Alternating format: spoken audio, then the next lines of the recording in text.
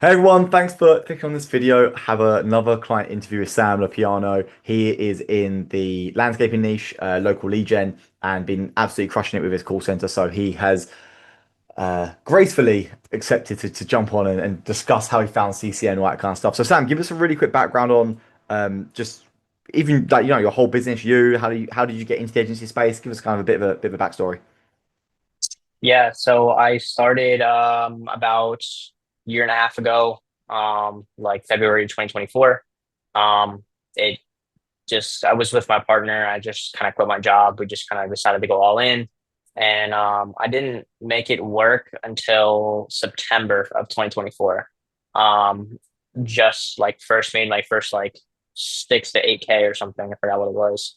And that gave me enough going to just keep going with it. And then uh, and we kept doing leads, and I figured out the problem with actually providing like a lead service is that you churn a lot just because you're not sending appointments, like you're not giving too much value, just kind of sending like a generic lead to a company, and it's not the way to do it. You just have a high churn. So Yeah. looked more into it. Ended up finding call center mastery. Um, went into it. And immediately after implementing the call center, things started changing like literally within like a month. Our churn went dropped completely. And ever since then, we were able to scale to like 20, 30K. Now we're just hovering around that range. Awesome, dude. That's so good, So yeah, man. it's been great. Yeah. I love that. I love that. How did you actually find out about us in the first place? Can you remember? um, so actually, I think you run like a lot of ads and stuff. I found out with you organically. I was in the need for it at the moment. And so I like searched it up on YouTube. I saw your podcast with I forgot Keaton? who was the guy.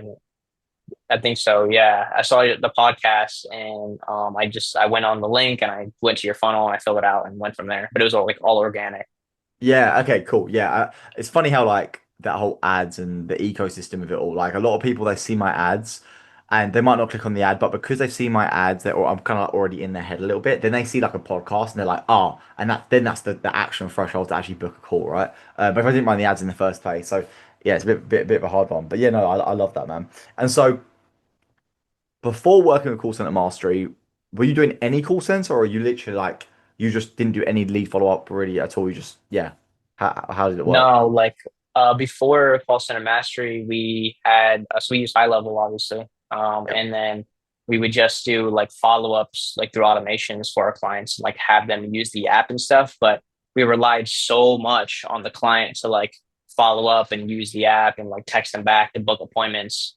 And we had a couple people that like were decent at it, but like most of the clients that we had, they just weren't on top of it and they weren't able to book appointments. So like they were like, "Oh, your leads are shit," but it wasn't really the leads. It's just that you weren't following up fast enough. So That's exactly it, that's why man. we had to implement the call center, and things started picking up like quite quickly.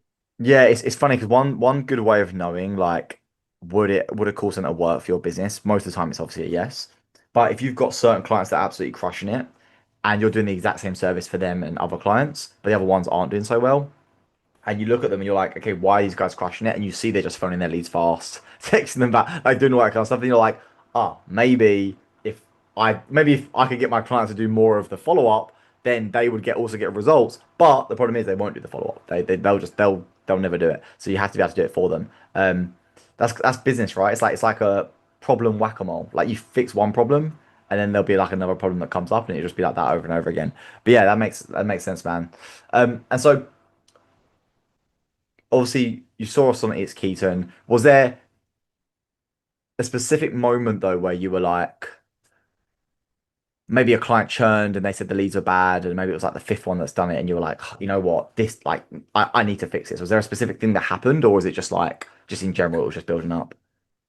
It was just in general building up because we were like focusing really hard on sales when we first started, just like everyone should, and like we were I mean, our best month, like even to this day with sales wise, was in November. And we had like signed on like I think like 14 new clients or something, like 20K new cash.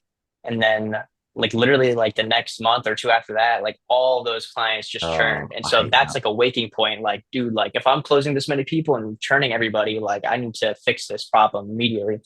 I had this exact same issue when I was running my agency. Well, when I first started my agency, I had the exact same issue, which is why I built out the call center because it was horrible, man. It was like, and you felt really shit, not just about, not just because about the money, but like you want to build a business that genuinely helps people and like they get value and it works, right? And then when you get people that are quitting because they say your service is bad, like it just feels bad, right? It's just horrible. Like you want to build something that you can actually grow and scale. Yeah, yeah, it's a pain.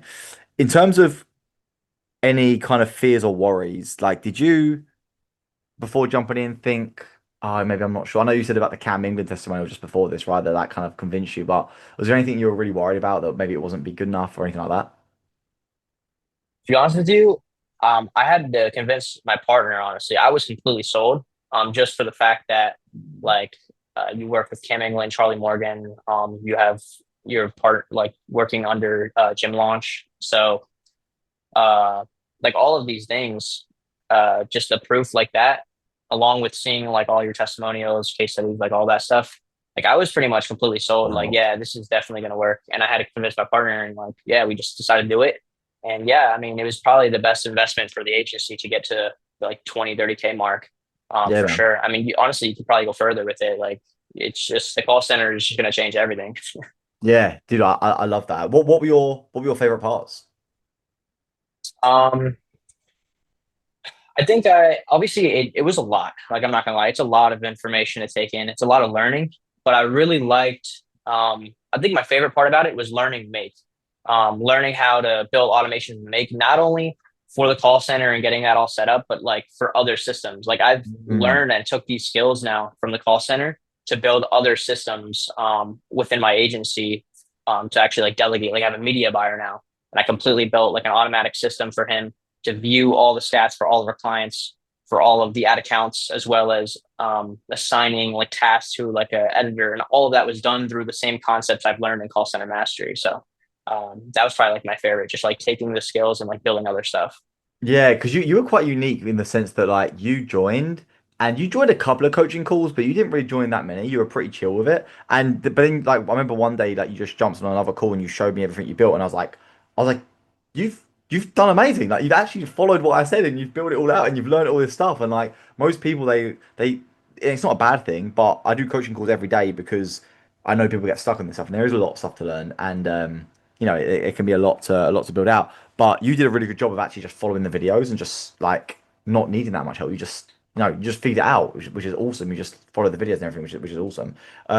So yeah, did you find it like hard to build out, or did you obviously it is somewhat hard, but did you find it too hard? Like, what did you think about that? I mean, I think for someone who's not tech savvy, it could probably be quite difficult. They might need a Agreed. lot, like a lot of support. I'm Mm, pretty good tech savvy wise, but I found it wasn't easy, that's for sure. It did take some time. Did I had to like actually like understand it, like to actually fix things too, because things break as well with it, and you have to like understand like why it broke and like look back and like yes. trace the steps to like fix the problem. So like I think a lot of people that also join your calls, if things are breaking all the time, they don't know how to fix it, so they're constantly joining. So like I just had to figure out like what was the root cause and let's go from there. Mm. Yeah, that's so true, man. And like you said, now you've built out you're not reliant on me, but you've actually built out the systems Yeah. and you understand them all, which is the really key point. That's the bit I try to give to everyone, like understand the systems. Now you've been able to build out the stuff for your media buyer and like other members of your team. You'll be able to build like loads of other stuff for the agency. Just because you've taken these core skills and just like run with them, right? Which is really, really nice. And how many appointment sets you got right now? So I had three appointment setters on the back end, have a media buyer, editor, and then we're looking to get a higher like a front end setter right now, like ASAP. Nice. Yeah, no, how do your setters find the system to work in? Um, the setters, they love it, honestly. It's really easy. Like I've made it pretty simple for them to like use the system. Obviously, like it's not perfect. There's things that happen, and Of you course. just have to kind of deal with it. But like for the most part, like I don't even really talk to them anymore. Like the team, like they just kind of do it on all autopilot. Like all the settings on the back end is like completely handled. So yeah, it's actually incredible on how fast it can happen too. Like you can set the systems up. I did it fast. I did it like within a week, but other people might take like 2 3 weeks to do um and get it set up. And then you can just hire a couple agents, like one agent to start, get them set up, and like within 4 weeks of like starting, you can have a call center. So it's like it's pretty incredible, Yeah, honestly. yeah. I've and like you said about the difficulty of it as well is like people also forget that how powerful a call center is, right? Like you were saying, like you've gone from what were you doing before call center mode, like six, eight. Well, what was the number you said before? I was like fluctuating from like 6 to 10K maybe, And what are you doing roughly now? like 25 to 30. Okay, cool. So, let's just say essentially 2.5x your revenue. If people think that you're just going to be able to join a program and just do a couple of things and then just 2.5 extra revenue, like it's not going to happen, right? Like you need to have something substantial that you build out that is going to actually give you the ability to get that increase. And so, yeah, if it definitely can be somewhat difficult and hard to build out, but good things take time. Powerful things. If you want to build out some cool stuff in your agency, you've got to just learn and take time and just go through it. But yeah, that's good. And so with the setters, obviously they're able to handle things a lot smoother now. Well, to be fair, like you didn't have setters before, so it's kind of hard to ask you about before and after because you just didn't. There was nothing before. So did you find the setters using the LinkedIn method, or how did you find your setters?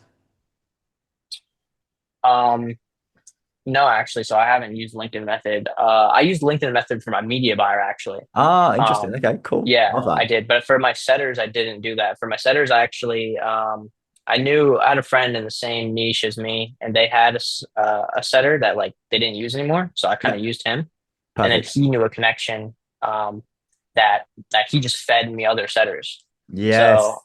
I just kind of used that connection. And the beautiful thing about that, man, is like how everyone says it's very cliche, but the way people say that you're the average of the five people you hang around with most, right?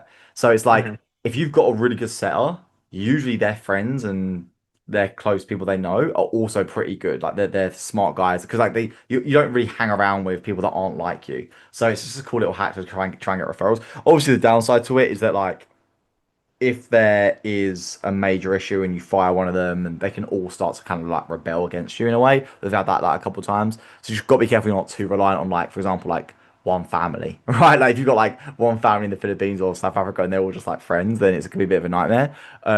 But apart from that, no, dude, I love that. That's so good, dude. Yeah, this is awesome, man. Just like final points, like to anyone that's potentially watching this and they're thinking of joining call center mastery, and maybe they're also in the like landscaping niche, something like that. Like, what would you potentially say to them to like recommend CCM? I mean, yeah, 100% recommend it. Sooner than later, honestly, because like, yeah, when you're first starting out, just definitely focus on the sales side of things, get clients in the door. But like, as soon as you have that like under control consistently, to fix retention, to actually grow a long sustaining business, get a call center like ASAP. Like that's just gonna 100% reduce retention. It's gonna make you more money on the back end. Like right now, my company struggles with sales. So we make most of our money from the back end because of the call Yes. center. So like it's just honestly like the best investment I've made to keep clients. So if you're, I would definitely recommend it for anyone that um I mean even if you are just starting out, like if you build it the right way, from the start, like you're set up for success immediately. The thing I love, one of the main things you just said there, which I love, is the getting money from clients on the back end. Like when you've got a business that generates revenue month over month, even if you sign up no new clients, you've got fresh cash coming in. That is like the dream situation. When I first started business, I luckily enough, I fell into the retainer model. I had friends that did some services that weren't retainers. They were selling like explainer videos. You know what explainer videos are? No, I do not. So explainer videos are basically like them like kind of animated graphic cartoon things where it's like explaining what a service is. So for example, if you've got like a company that sells some sort of SaaS software, right? They might have like a little info product, sorry, a little info video like explaining this is how our SaaS works, and like it's like these it's weird stuff. They used to do really well, but every single month they were starting from zero. Every single month they had to bring in new sales because Hmm. it was a one time project. They were just in a one time thing. They didn't have any kind of retainer structure. Where I was selling Google ads to begin with, so I had like that ongoing retainer, and that saved me so many times. It was unreal. Like when cash flow's bad, you still got sales coming in. So yeah, it's a beautiful model when you've got it working and you're getting most of your money from existing clients. Like it just keeps snowballing. You know, it's so nice, dude. Yeah, But yeah, this it's easier to oh, scale. It's honestly easier to scale, like yeah. because if you have existing cash flow coming in, you just fix the sales part, and you're able to just crack that, get more people coming and keep them, then you're able to scale like really really fast. Yeah, So, you can spend more money on um, ads. You can spend more money on everything. mhm, Like at the moment, I'm spending quite a lot of money on ads, and our ads aren't even that profitable right now. But it's fine because we have existing clients that pay us every month that we keep providing value to. mhm. You know, so yeah, the whole thing works out. Yeah, this dude, this is great. I'm like, you're like, yeah, this is awesome. I love this. Thank you so much for doing this, man. I'm so glad you know you got the value and you're able to grow the agency and crush it with the call center, man. This is exactly what I'm trying to achieve with call center mastery. Like you're like the perfect example. This is exactly what I'm trying to do. But yeah, thanks so much, Sam. I really appreciate you jumping on, man. This has been awesome. Appreciate you. Yeah, no worries, man. I appreciate it. Speak soon.